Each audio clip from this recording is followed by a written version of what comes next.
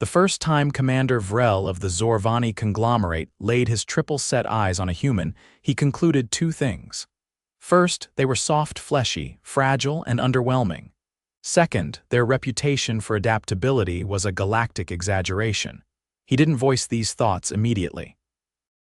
Instead, he observed from the steel confines of his command pod aboard the orbiting cruiser, Glavex, as the humans stepped off the transport shuttle onto the ice-covered terrain of Nuryan 4.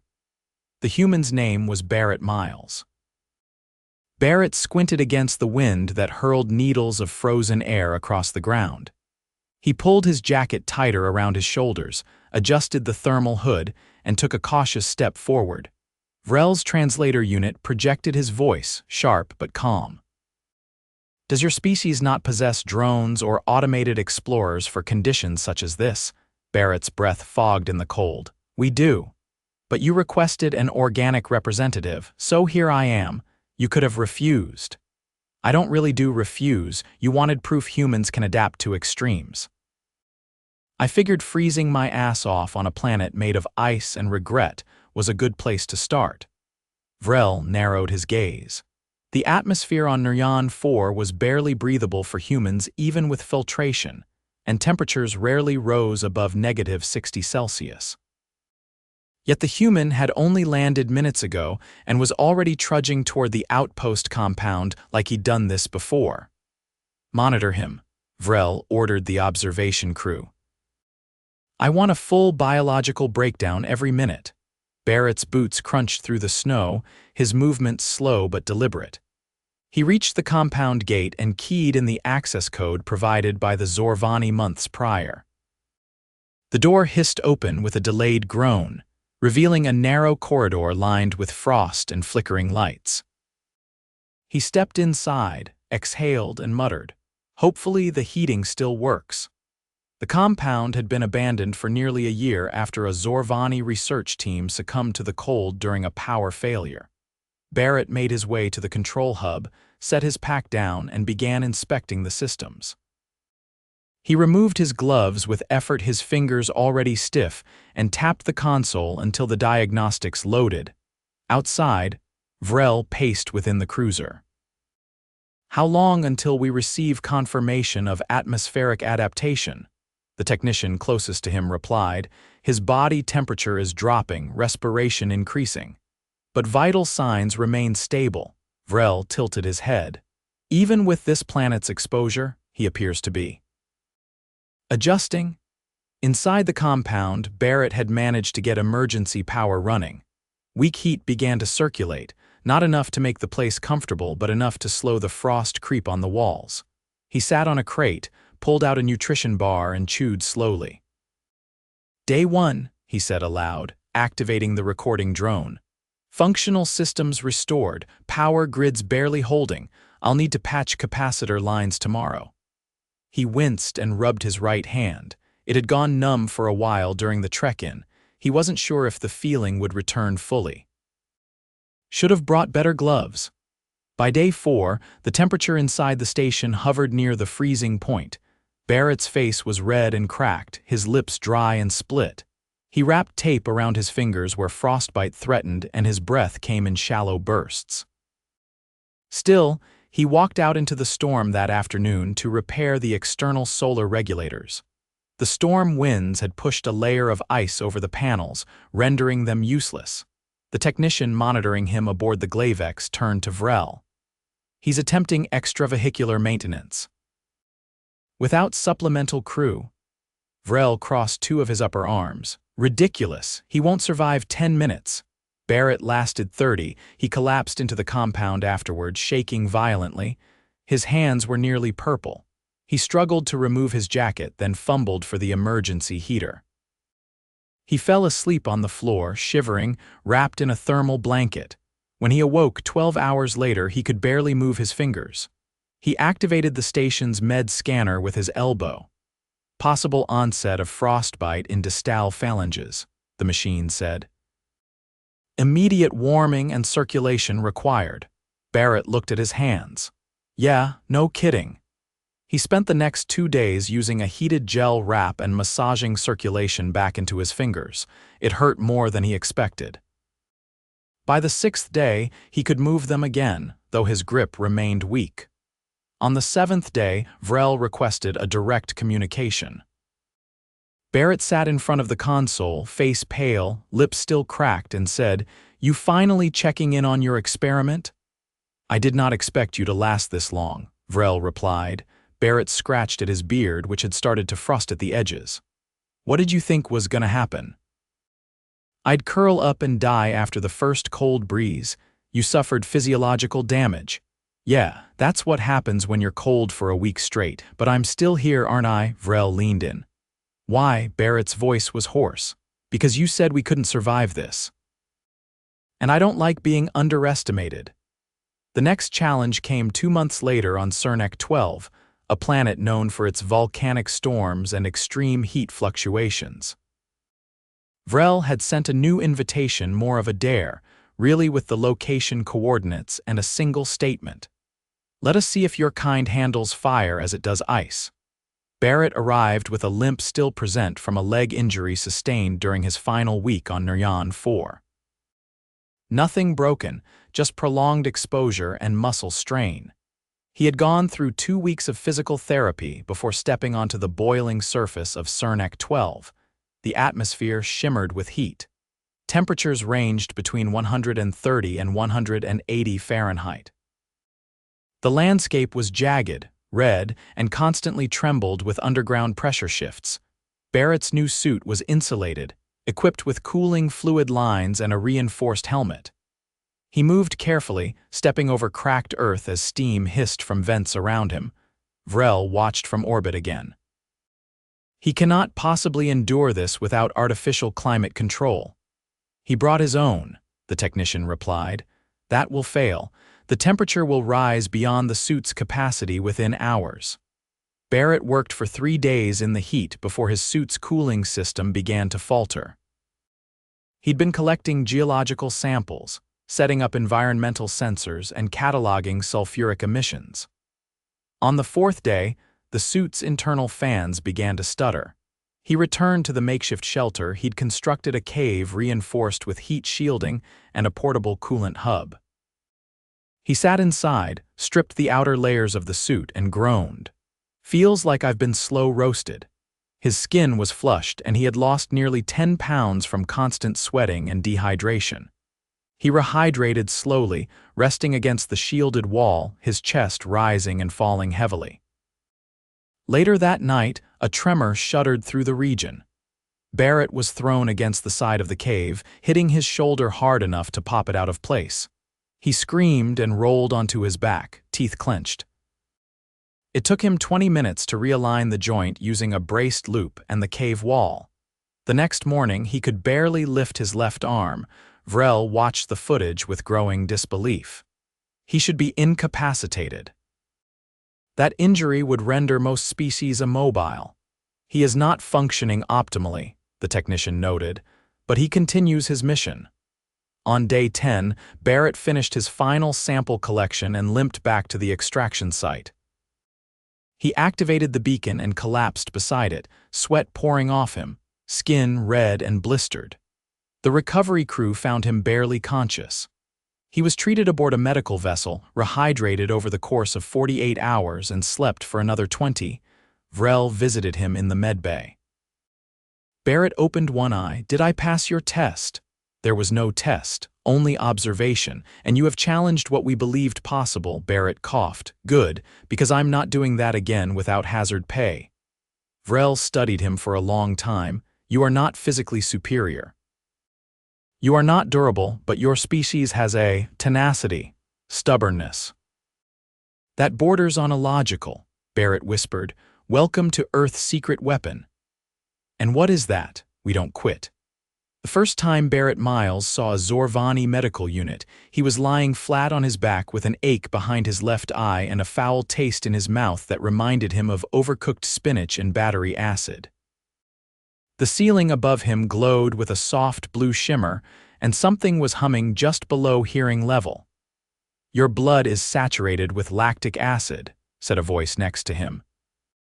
Muscle damage in your left shoulder, moderate dehydration, and what appears to be heat-triggered dermatitis across the upper thorax. Curious. Barrett turned his head slowly. The movement made his neck seize up.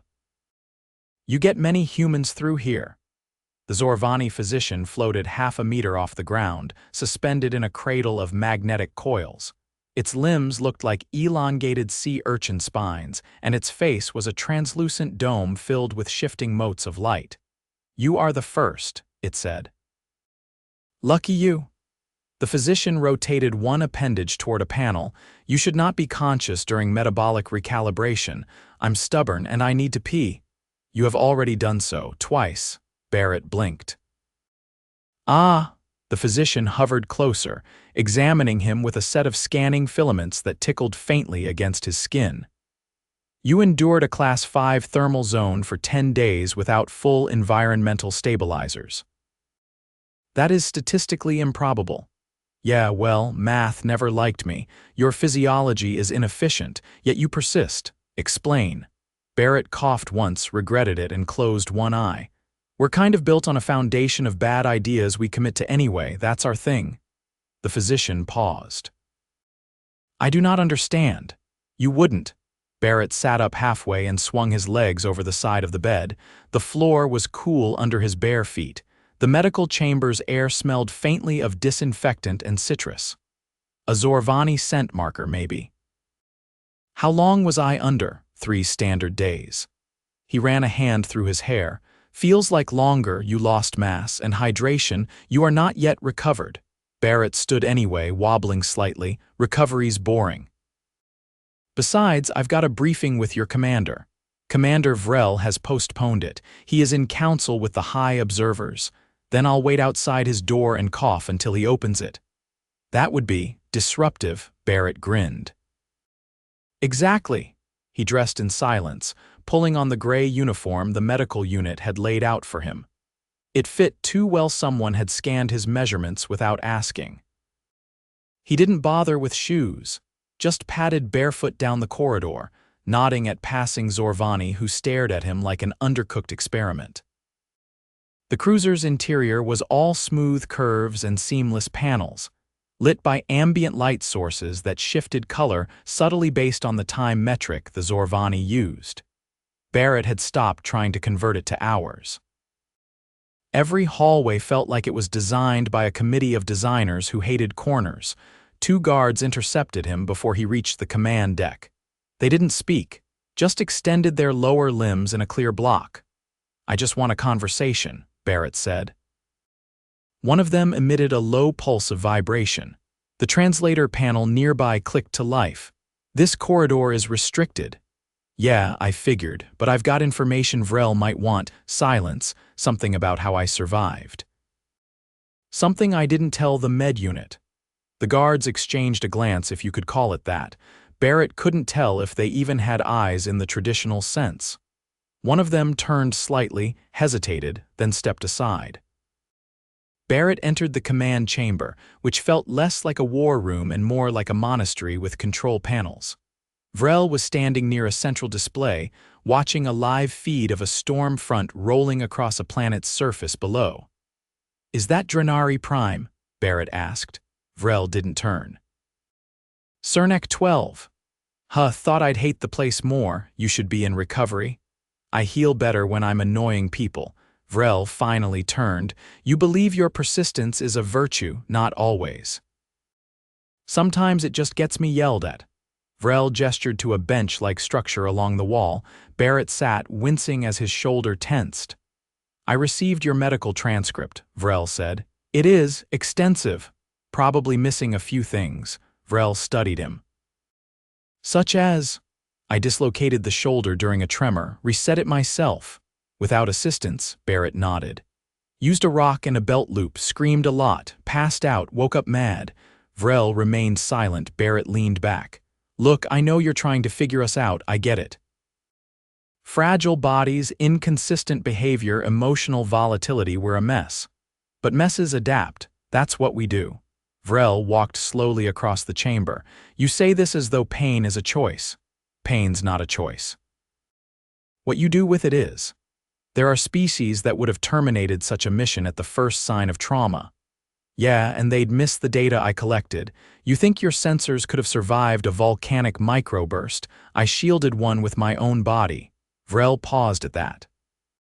Why? Barrett looked at him. Because we don't always do things because they make sense. Sometimes we do them because they matter. That evening, a request came through for Barrett to attend a summit aboard the Zorvani flagship, the Haraxis Span. He was given a formal tunic that itched slightly around the collar and was transported via a shuttle pod that smelled suspiciously like wet copper. The summit chamber was vast, shaped like a spiral shell with platforms arranged in concentric arcs. Dozens of Zorvani representatives hovered at varying heights. Barrett stood on a small dais alone, feeling like a misplaced ingredient in a recipe he didn't understand. A Zorvani elder addressed him. Its voice was layered 2 tones at once, like a duet sung by one throat. You have endured trials unsuitable for your biological structure. We seek clarification. Barrett cleared his throat. If you're asking why I didn't die, I've been asking the same question.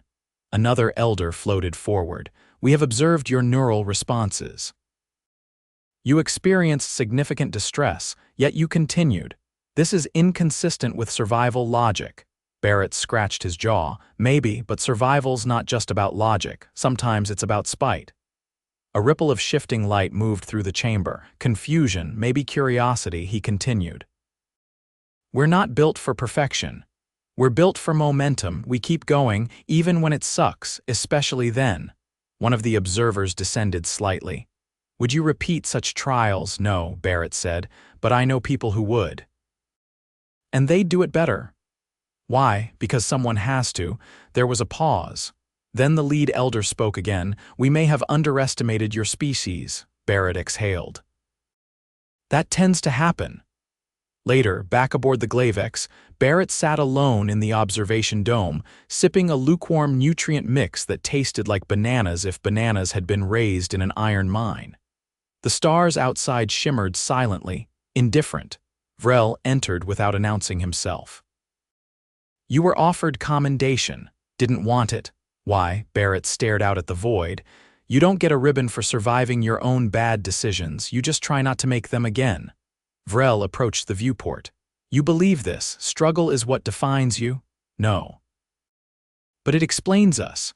Neither spoke for a long time. The stars wheeled on. Then Vrel said, there are other environments, other trials. Barrett looked over. Are you asking or warning?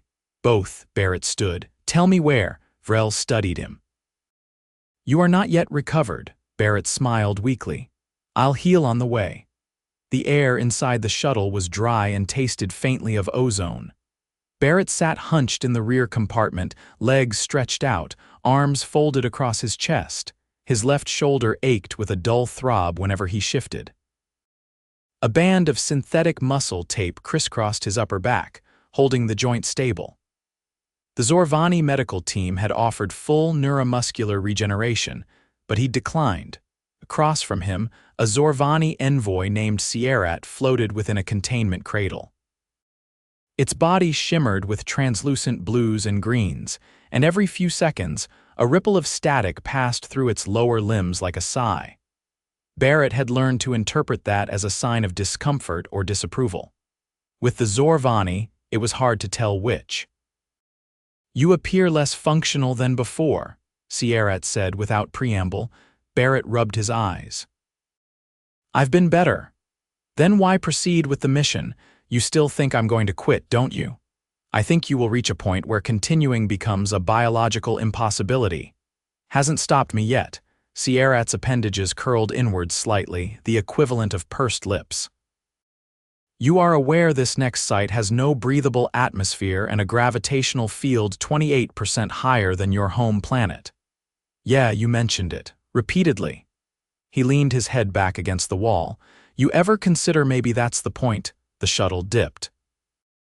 Outside, the planet's surface loomed gray, pockmarked, and ringed by jagged ravines. It was called Tarsus Fold, a mining colony abandoned after seismic instability rendered the terrain too dangerous for most species to navigate. The Zorvani had lost 6 drones and a piloted crawler attempting to retrieve data from the lower caverns. Now it was Barrett's turn. The shuttle touched down on an uneven platform, hissing as it expelled pressure. Barrett stood slowly, testing his legs. The gravity pulled at him like wet cement. He rolled his neck, took 2 deep breaths and stepped into the airlock. His suit was reinforced with additional spinal support and a double-sealed neck ring.